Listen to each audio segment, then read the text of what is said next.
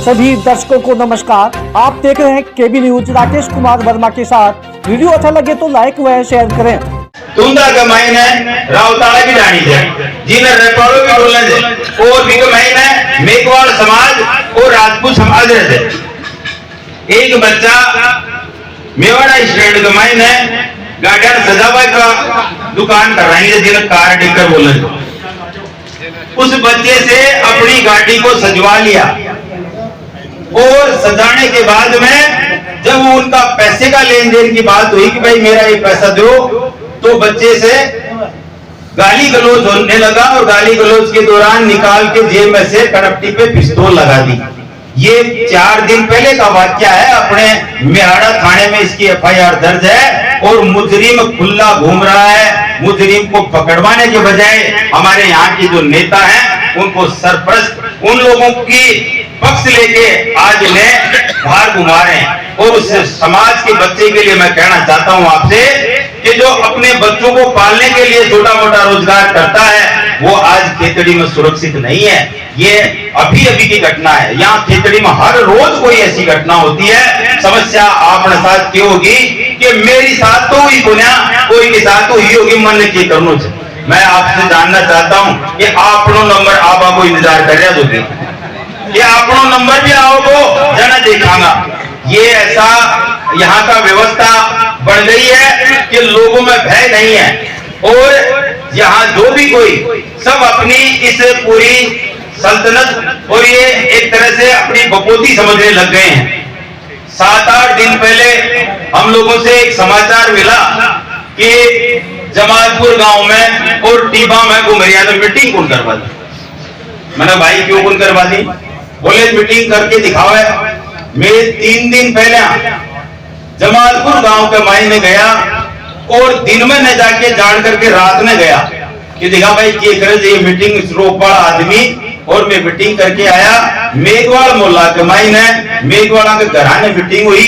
एक रेबारी समाज बड़े गुआरियो समाज दो ही समाज गैर गुजर बसे थे मगर दोनों के घराने मीटिंग हुई।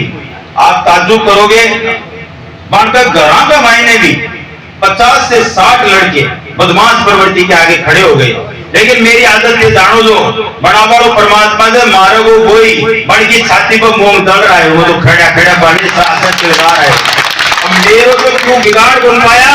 लेकिन काल शाम की जी का घराने मीटिंग थी ना भी घर में आग लगा दी। देखो थाने पिक्चर दिखाऊं एफआईआर पड़े पूछ रहा था कि मनोज इतनी देर से कहीं आए हो। मैं भी परिवार की एफआईआर दर्ज करावा लाग रहे हो बाकी न्याय की लड़ाई लड़वा लाग रहे हो। अब कौन सा जमाना में रह रहे हो जैसे कोई आदमी खुल के अपने अधिकार का वोट नहीं दे सकता उस जगह के ऊपर आप कहां रह रहे हो? आपका ये ऐसा चुनाव है जो खेतड़ी की व्यवस्था को परिवर्तन करके रखेगा। आप लोगों से विश्वास के साथ कहना चाहता हूं कि इस दादागिरी की जड़ को हमेशा के लिए उखाड़ के फेंकने का समय आ गया है और ये चीज आप चूक गए तो जिंदगी में हमेशा पछतावे के सिवा कुछ नहीं मिलने वाला। आपने एक गरीब परिवार का क्या दोष है? वो अपने मनपसंद के नेता को बुला के उसने माला क्या पहना दी, उसके घर में आग लगा दी गई। उसके बच्चों के कपड़े देखो आप किस प्रकार से जले हुए, कैसे उन लोगों को लेडीजों को बाहर निकाला गया है। और हमारे यहाँ की प्रशासनिक स्थिति इस प्रकार की है कि कल इस घटनाक्रम को हुए कल शाम की घटनाक्रम था अब जाके एफआईआर दर्ज हुई है वो भी इतनी बार प्रेशर देने के बावजूद। कठे रह रहा था कोई कानून व्यवस्था और कोई यहाँ सरकार नहीं है। यहाँ तो सिर्फ गुंडा राज है और इस गुंडा राज के लिए आपसी लड़ाई तो लड़ता होगा छोटी मोटी कि यो मेरो डोड़ को लड़ाई इधर या मेरी खेत की या मेरी भैंस की या मेरी छाछ की। समस्या यह उबाली जाए कि टापर टीकर सुरक्षित होना।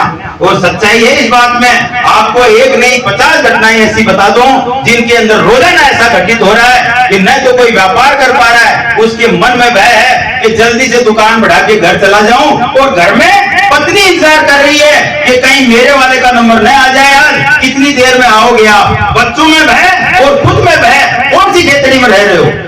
इसका एक ही इलाज है और वो इलाज राजनीति के अंदर इनको बाहर करो। और जिस दिन आप ये बाहर कर दोगे मैं आपको विश्वास दिलाना चाह रहा हूँ यहाँ की पूरी व्यवस्था परिवर्तन हो जाएगी। ये सारी दादागिरी और ये गुंडे खेतड़ी छोड़ के चले जाएंगे।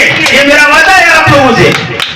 जब तक ये काम नहीं कर पाओगे तब तक आप ऐसे हम लोग एक दूसरे की तरफ देखते रहेंगे। और आपको निश्चित विश्वास के साथ कहना चाहता हूं कि थारो नंबर 2 कुंज है, जल्दी थाराड़ू नंबर आपाड़ो जाए और 20 दिन के लिए से तैयार दीजो। और आज की तारीख में अगर आपने प्रण कर लिया कि मैं अब की बार खेतड़ी में चाहे मुझे कुछ भी करना पड़ जाए पर अन्य एमएलए की सीट खून दिया और आगा को प्रोग्राम मेरे पर छोड़ो दे, मैंने विधायक बना दिया तो खेतड़ी में सारा पदान साफ कराना आगा। और सर्व समाज को यह कहना चाह रहा हूं कि आपके मान सम्मान में कभी भी ठेस नहीं लगेगी, ये मेरा वादा है आपसे। हमारे परिवार ने, हमारे बुजुर्गों ने और यहाँ तक कि भाई साहब ने यही सिखाया है कि दूसरों के आंसू पूछो और जो भी भाई रो रहा है उसकी सहायता करो और इसके लिए चाहे प्राणों की आहुति देनी पड़े, आप हंसते हंसते बोले निछावर हो जाओ। कतना आदमी आया का सोचते थे मैं मेरे खातिर चुनाव लड़ लूं, बताओ दे हाथ खड़े कर। ईमानदारी की बात है, ये हमारे परिवार का एकमात्र सपना है कि खेतड़ी भी उज्जवल भविष्य की तरफ आगे बढ़े और ऐसे यहाँ से युवाओं को एक एक परिवार के अंदर से युवा आगे बढ़ के और अपने माँ बाप के साथ साथ स्वयं के सपनों को साकार करें। वो खेतड़ी आपसे इंतजार कर रही है और आपसे इंसाफ मांग रही है। कितने लोग आज की तारीख में आपके वोट को खराब करने के लिए भाग रहे हैं, कुछ तो ऐसी अफवाहें फैला रहे हैं कि क्या क्या बातें आपके बीच में बताऊं।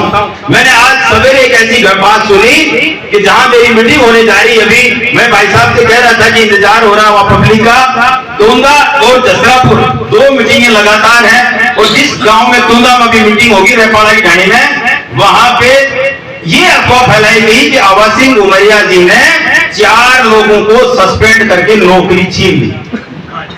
अब साहब 4 लोग कौन सा जिंदगी बताओ तो श्रीमान अहिया तो कौन कहे वो आदमी कि मैं मेघवाल समाज को छू और पेशा को वकील छू और दलेलपुरा के माइन है जो दलेलपुरा गांव है पदेव रेवेन्यू विलेज मेघवाल समाज की 32 बीघा जमीन है। मैं और पूरण जी दोनों हड़पिया और वो पूरा को परिवार बिलक तो रो तो चार महीने डोल तो डोल है। दूसरों यह समाचार दीजिए कि आवासी उमरिया जी ने 4 की नौकरी खींची। ये लोग हराने के लिए खड़े हो रहे हैं, ये लोग ये नहीं चाहते, इनको जीतना नहीं है। मैं विशेष रूप से सैनी समाज से कहना चाहता हूं, इनका जीतने का लक्ष्य नहीं है, इनका हराने का लक्ष्य है। ये चाह रहे हैं और खुले कहते हैं कि मानना तो हरानो जाए, जीतनो बने माने, बस समझना आपको है कि आप किस सोच के साथ जाना चाहते हो। मैं आपसे पूछना चाह रहा हूं, समाज से पूछना चाहता हूं कि जब आपको जरूरत पड़ती है तब सीना तान के हम खड़े रहते हैं, तब तो किसी से नहीं कहते कि यहाँ हमारी नहीं चलती, यहाँ हमारी नहीं चलती। हर वक्त चाहे कोई किसी भी प्रकार के आपसी झगड़े हो या कोई बहन बेटी की बात हो या कोई और बात हो, सबसे पहले ये कैसे भी करके अपने को इस काम को सल्टाना है, इन लोगों की मदद करनी है। तो ऐसे लोगों से पूछो कि भाई जातिवाद के नाम पे वोट मांगना जानते हो क्या? आज आपको टिकट नहीं मिली तो इसका मतलब आप खड़े होकर हराना चाहते हो। आपको जवाब लेना चाहिए ऐसे आदमी से, जब भी आपके बीच में आए सबसे पहले एक काम करो, ये जो आपने बीच में बिगाड़ू खड़ा होगा से अन्य यही समेट सको जो मेरी बस की बात उनसे थाने जवाब देना पड़ेगा। और ईमानदारी से कहना चाह रहा हूं कि ऐसे लोगों को जब तक साफ नहीं करोगे तब तक खेतड़ी में विकास नहीं हो सकता, खेतड़ी का कल्याण नहीं हो सकता। आज इस पावन दिन के दिन आप सब लोग यहाँ आए हैं और अनेक प्रकार की बातें चल रही थी। मैं मेरे जितने भी बुजुर्ग हैं, पिता तुल्य और जो बड़े भाई हैं, विशेष रूप से आप सब लोगों के बीच में एक बात ऐसी कहना चाहता हूं जो मेरे जहन में रहती है कि हर समाज अपनों के लिए तो सब कुछ करता है, हर समाज अपनों के लिए तो सब कुछ करता है, लेकिन कोई ऐसा इंसान जो सर्व समाज के लिए करना चाहता है, करना तो वो है तो जो सर्व समाज को अपने हृदय में रखता है। और आज मैं अपने बड़े भाई जो मेरे पिता के समान सदैव हमसे स्नेह करते थे, आप लोगों के बीच में खेतड़ी की जनता और खेतड़ी समाज के लिए, सर्व समाज के लिए आज खेतड़ी को वो सौगात देना चाहता हूं जो आपके बीच में बहुत जल्दी आकार ले लेगी। मैं अपनी तरफ से, अपने परिवार की तरफ से खेतड़ी के लिए 500 बच्चियों का और 500 लड़कों का संयुक्त समाज का, सर्व समाज का हॉस्टल की घोषणा करता हूं जो खेतड़ी में बढ़ेगा।